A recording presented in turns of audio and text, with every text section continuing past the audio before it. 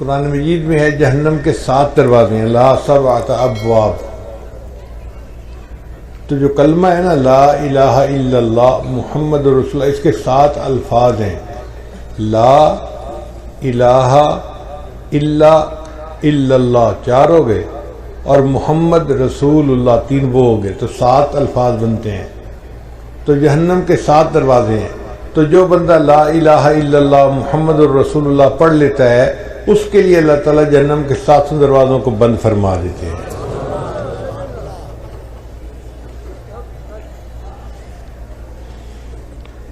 اب اس لا الہ الا اللہ کے ذرا معارف کو سن لیجئے. لا الہ الا اللہ یہ مقصد زندگی ہے، اور محمد الرسول اللہ یہ طرز زندگی ہے.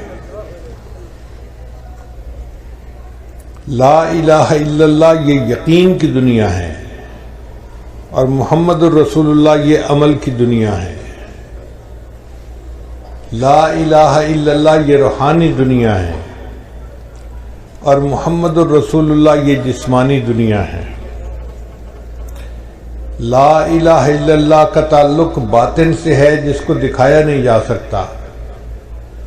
محمد الرسول اللہ کا تعلق ظاہر سے ہے جس کو چھپایا نہیں جا سکتا. لا الہ الا اللہ باطن کی دنیا کو بسانا ہے، اور محمد الرسول اللہ کا معنی ظاہر کو سنتوں سے سجانا ہے. لا الہ الا اللہ یہ قلب کو اللہ کی طرف متوجہ کرتا ہے، اور محمد الرسول اللہ یہ جسم کو عبادت کی طرف متوجہ کرتا ہے. لا الہ الا اللہ میں ما سوا کا یقین دل سے نکل جائے، اور محمد الرسول اللہ کا مقصد ہے کہ ما سوا کے طریقے زندگی سے نکل جائیں. لا الہ الا اللہ کا معنی منشائے الہی پہ چلنا، اور محمد الرسول اللہ کا معنی منشائے نبوت کے اوپر چلنا.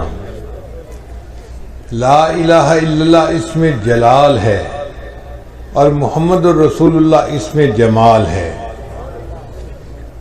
لا الہ الا اللہ میں احکامات الہی پر چلنے میں کامیابی کا یقین، اور محمد الرسول اللہ میں سنن نبی پر چلنے میں کامیابی کا یقین.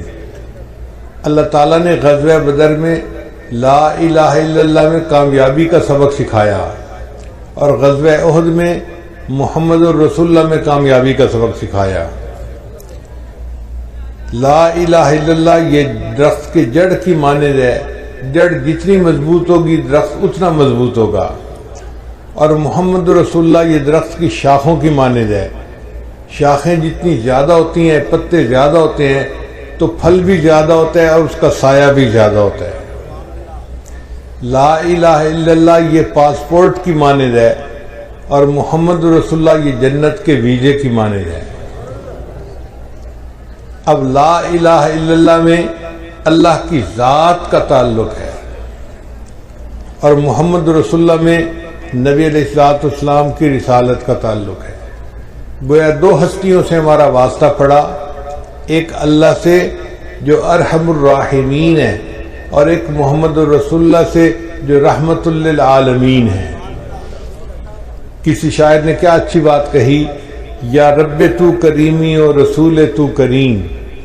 اے رب آپ بھی کریم ہیں، اور آپ کے رسول صلی اللہ علیہ وسلم بھی کریم ہیں. صد شکر کے ہستیم میں آنے دو کریم. میں اللہ کا شکر ادا کرتا ہوں کہ میرا معاملہ 2 ہستیوں کے درمیان ہے جو دونوں کریم ہیں. اب اللہ تعالیٰ کے ارحم الراحمین ہونے کا ذرا نظارہ دیکھیے. اللہ رب العزت کی رحمت کے 2 نام ہیں، ایک ہے رحمان اور ایک ہے رحیم. تو طالب علم کے ذہن میں بات آتی ہے کہ 2 نام کیوں ہیں؟ اس کی ایک وجہ ہے.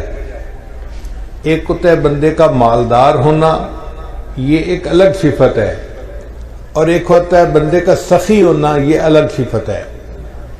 کئی دفعہ بندہ مالدار تو ہوتا ہے، سخی نہیں ہوتا تو مال کس کام کا. کئی بندہ سخی تو بڑا ہوتا ہے، پلے کچھ نہیں ہوتا تو اس کی سخاوت کس کام کی. مزہ تو تب ہے کہ مال بھی کثرت کے ساتھ ہو اور سخاوت بھی خوب ہو۔ تو رحیم کا جو نام ہے نا اللہ تعالیٰ کا، اس کا معنی ہے کہ اللہ تعالیٰ کی رحمت بے انتہا ہے، اور رحمان کا مطلب کہ اللہ کی رحمت خرچ بھی بے انتہا ہو رہی ہے۔ آپ دیکھیں اللہ وہ ذات ہے جس کی رحمت اپنوں پہ بھی دنیا میں خرچ ہو رہی ہے، پرایوں پہ بھی ہو رہی ہے، مومنوں پہ بھی ہو رہی ہے، کافروں پہ ہو رہی ہے۔ کافروں کو اولاد کون دیتا ہے؟ کافروں کو صحت کون دیتا ہے؟ کافروں کو عزت کون دیتا ہے؟ تو یہ سب کچھ نعمتیں ان کو دنیا میں اللہ دیتا ہے۔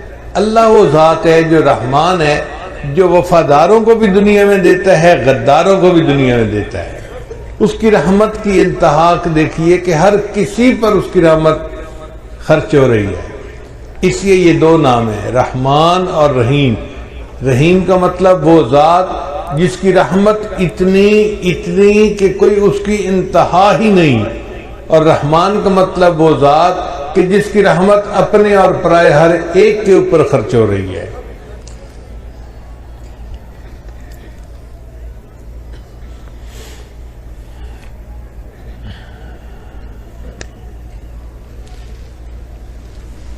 حدیث مبارکہ میں آتا ہے کہ اللہ رب العزت نے اپنی رحمت کے 100 حصے کیے، اور ان میں سے ایک حصہ اللہ نے مخلوق میں تقسیم کیا۔ یہ جو مخلوق میں محبتیں نظر آتی ہیں نا، ماں کو محبت اولاد سے ہے، خامد کو بیوی سے ہے، بیوی کو خامد سے ہے، بھائی بہن کی محبت، دو بھائیوں کی محبت، پیر کو مرید سے، مرید کو پیر سے، استاد شاگرد، شاگرد استاد۔ مخلوق میں جتنی محبتیں نظر آتی ہیں یہ اس ایک حصے کے آگے حصے در حصے ہیں جو ہمیں ملے ہیں۔ اب آپ غور کیجئے کہ اگر وہ خرب حصہ جو کسی ایک ماں کے حصے میں آیا، اس کی وجہ سے ماں کو اولاد سے اتنی محبت ہوتی ہے، تو جس پروردگار کے پاس 100 حصے رحمت ہے اس کو بندوں سے کتنی محبت ہوگی؟ ہم تو اس کا اندازہ ہی نہیں لگا سکتے۔ سچی بات تو یہی ہے کہ رحمت تو اللہ کے پاس ہے، یا پھر رحمت للعالمین کے پاس ہے، اور باقی تو سارے پانی کے بلبلے ہیں۔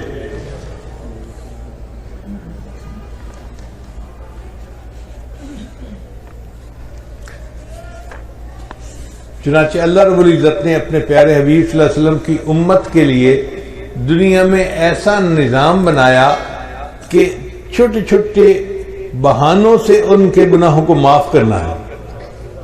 اب ذرا غور کیجئے کہ کوئی بندہ نیکی کا ارادہ کرتا ہے نا، ابھی نیکی کی نہیں ہے، صرف دل میں ارادہ کیا، مصمم ارادہ کیا، تو ارادہ کرنے پر فرشتہ ایک نیکی نامہ اعمال میں لکھ لیتا ہے۔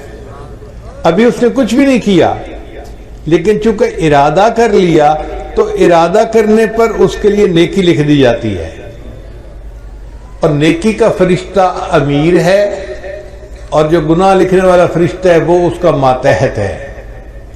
اب یہی بندہ گناہ کا ارادہ کرے تو گناہ والا فرشتہ لکھ نہیں سکتا، کیوں؟ نیکی والا فرشتہ کہتا ہے ابھی گناہ کیا تو نہیں نا، تمہیں کیا مسئلہ ہے، کیوں لکھ سکتے؟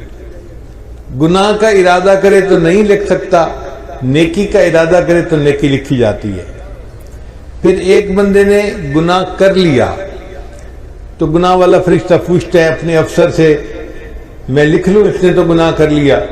وہ کہتا ہے یار تمہیں جلدی کیا ہے، تھوڑا ویٹ کرو، ہو سکتا ہے کہ یہ شرمندہ محسوس کرے اور توبہ کر لے اور گناہ لکھنے کا موقع ہی نہ آئے۔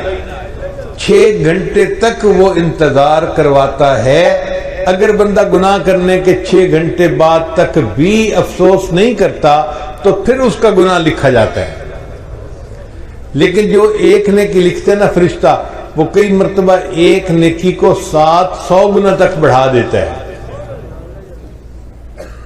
حدیث مبارکہ میں آتا ہے کہ جب کوئی بندہ سو جاتا ہے تو نیکی والا فرشتہ ایک نیکی کے بدلے میں 10 گناہوں کو مٹا دیتا ہے۔ اب سوچئے کہ ہم تو سو رہے ہیں، لیکن نیکی والا فرشتہ ایک نیکی کے بدلے 10 گناہوں کو مٹاتا چلا جا رہا ہے۔ تو کئی مرتبہ کوئی گناہ بچتا ہی نہیں، مومن نے نیکیاں اتنی کی ہوتی ہیں۔ حدیث مبارکہ میں آتا ہے، بخاری شریف کی روایت ہے کہ جس بندے نے دن میں 100 مرتبہ سبحان اللہ و بحمدہ پڑھ لیا، اللہ اس کے سب گناہوں کو معاف کر دیتے ہیں، اگرچہ اس کے گناہ سمندر کی جھاگ کے برابر کیوں نہ ہوں۔ اب بتائیے کتنا چھوٹا سا ذکر ہے، 100 مرتبہ یہ ذکر کرنے پر اللہ تعالیٰ بندے کے سب گناہوں کو معاف فرما دیتے ہیں، اگرچہ اس کے گناہ سمندر کی جھاگ کے برابر کیوں نہ ہوں۔